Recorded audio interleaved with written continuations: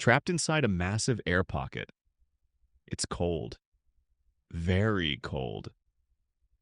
The passengers of the Titanic are caught in a horrific nightmare on April 15th, 1912. Could anyone still have been alive inside the Titanic after it sank?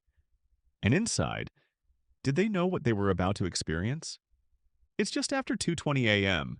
The Titanic, at the time the largest, most luxurious, unsinkable TM promise humanity had ever made, disappears into the black North Atlantic. More than 1,500 people die. End of the story? Not quite. Because then the rumors begin.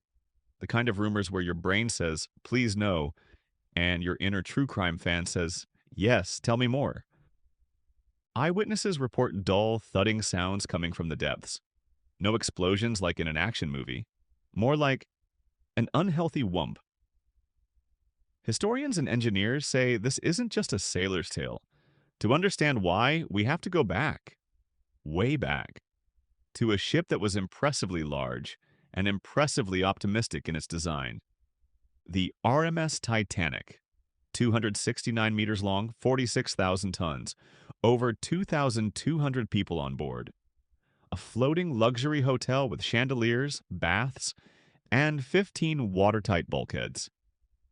These divided the hull into 16 compartments. Sounds safe, and it was. Almost. Here's the plot twist. Those bulkheads didn't extend all the way to the top.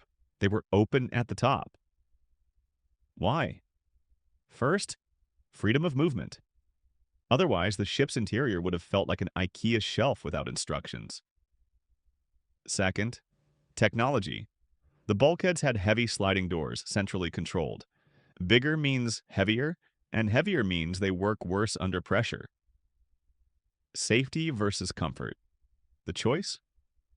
Comfort, with a disclaimer. The Titanic was considered unsinkable because it could survive 4 flooded compartments.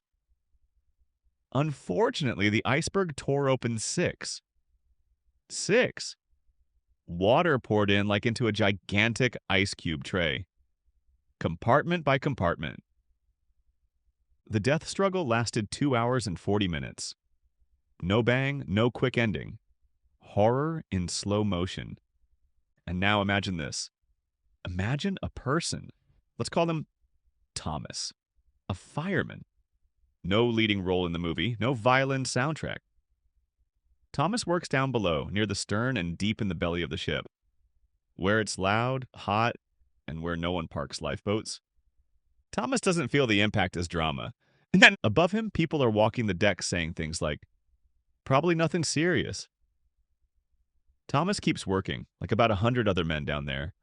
While the bow is already disappearing, the stern rises into the air. And this is where the mystery begins.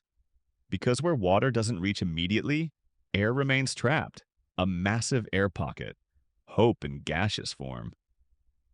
As the stern of the Titanic rises higher and higher out of the water, something happens that no postcard ever sold. Survivors later report that the ship stood almost vertical. Sounds spectacular, but from a physics standpoint, it's extremely bad news for anyone still inside. Because now the Titanic behaves like a gigantic syringe. Water pushes up from below.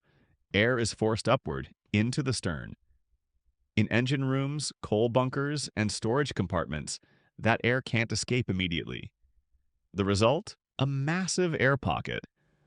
Or several. And yes, in theory, people could have been there. Especially crew members. Estimates suggest that 100 to 150 men were still in the lower engine spaces, among them Thomas. Thomas probably doesn't realize that he's standing inside an air pocket. No one told him, congratulations, you're now part of a rare physical phenomenon. He only notices one thing, the water doesn't arrive right away, and that is the worst part. As the ship gradually disappears, his compartment remains dry. For seconds, maybe minutes. Then at some point, the stern slips beneath the surface as well. Now the Titanic is completely underwater, and this is the moment when some survivors later reported hearing those dull, thudding sounds. No Hollywood boom, but an implosion. An implosion is the sudden collapse of an air-filled structure when the external water pressure becomes too great. It happens in milliseconds, fast enough that the human nervous system has no time to register pain. Cynically speaking, if you were there, at least it was quick. Thomas doesn't know what an implosion is. Good for him. This theory isn't pure speculation. Similar scenarios have occurred in other disasters. Submarine accidents, sunken oil platforms, ships where people survived temporarily in trapped air pockets. Minutes, sometimes longer. In the final part, we look at what the wreck itself still reveals today, and why some rooms, more than 100 years later, look as if they only briefly held their breath. For more than 70 years, the Titanic lay untouched on the floor of the Atlantic. No light, no noise, only pressure. Then, in 1985, a team led by Robert Ballard finally discovers the wreck, and what they see doesn't match the idea of a ship completely torn apart. The Titanic lies in two large sections about 600 meters apart. The bow, relatively intact, driven deep into the seabed, coated in mud, sediment, and those rusty icicles that look like frozen tiers of steel. The stern, by contrast, chaos. Twisted decks, bent plates, cables spilling out like entrails. A part of the ship that didn't meet the seafloor gracefully, but decisively. And yet, this is where it gets unsettling. Modern deep-sea robots show that some areas in the stern are surprisingly orderly. Bulkheads are still standing. Doors are closed. In some corridors, fine silt lies as if it settled slowly and peacefully. Not like after an explosion, but like after a gradual surrender. Engineers say that steel doesn't fail instantly under pressure. Only when the difference between internal and external pressure becomes too great does the structure give way. That means some of these compartments may actually have been airtight for a short time during the descent. Minutes, perhaps. Theoretically, enough time to stand there, to breathe, to wait. For what? Good question. An empty room, only the sound of a single breath. Important. Ballard's team found no definitive human remains in these areas. But that doesn't mean no one was there. Organic material breaks down quickly under these conditions, and during an implosion, everything is torn away, scattered, erased. So, did people live on after the Titanic sank? Technically, yes, possible. Realistically, only very briefly. And somewhere out there, an air pocket is laughing,